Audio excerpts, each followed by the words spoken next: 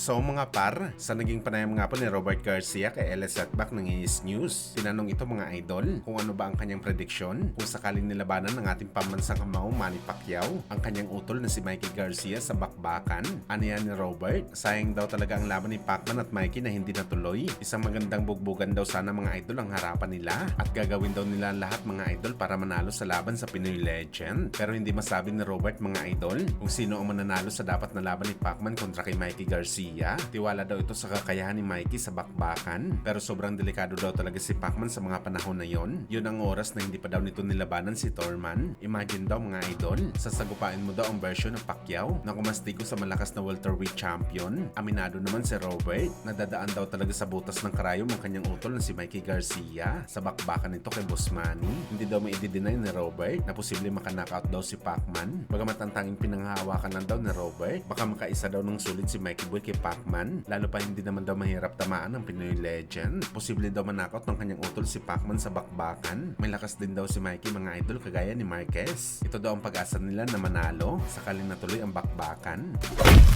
Sa kabilang banda naman mga idol, tila hanggang sa ngayon po hindi pa matanggap ni Oscar De La Hoya ang naging resulta ng laban nito kay Mayweather Jr. Dahil ayon sa kanyang panayam mga idol, hindi daw talaga ito natalo sa laban kay Floyd. Inaamin naman daw ni De La Hoya na talo siya sa bakbakan. Kagaya sa naging laban nito kay Manny Pacquiao, talagang walang masabi si Oscar. Tinalo daw talaga siya ni Pacman sa isang matinding bugbog. Pero sa laban daw nito kay Floyd, hindi daw talaga ito natalo sa bakbakan. Isang close fight naman daw ang laban nila mga idol. Pero nakapundo na daw ng advantage si Oscar sa unang bahagi pa lang ng laban nila ni Floyd. Sa uli na lang daw nakabawi si Calvo at mga swing rounds pa yon. Well, maski mga idol ang ama ni Floyd na si Mayweather Sr. Sinabi mga idol na kung puntos daw talaga ang pagbabasihan sa laban, kahit si Floyd Sr. ibibigay mo daw talaga kay Oscar De La Hoya ang panalo. Marami daw kasi bumato ng suntok si De La Hoya. Si Floyd daw pa isa-isa lang pero solid makatama. Grabe ibang klase mga idol. Ama na mismo ni Floyd ang nagsabi na lugi talaga ang kanyang anak sa laban kay De La Hoya at tila nanalo lang ito sa ballpen ng mga judges.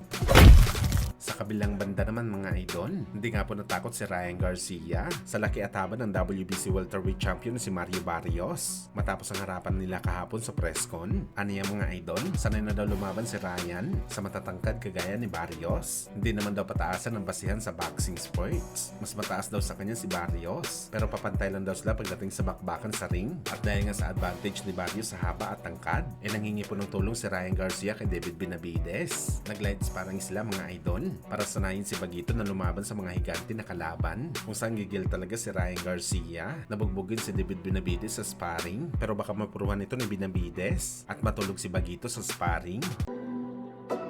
Ikaw dyan.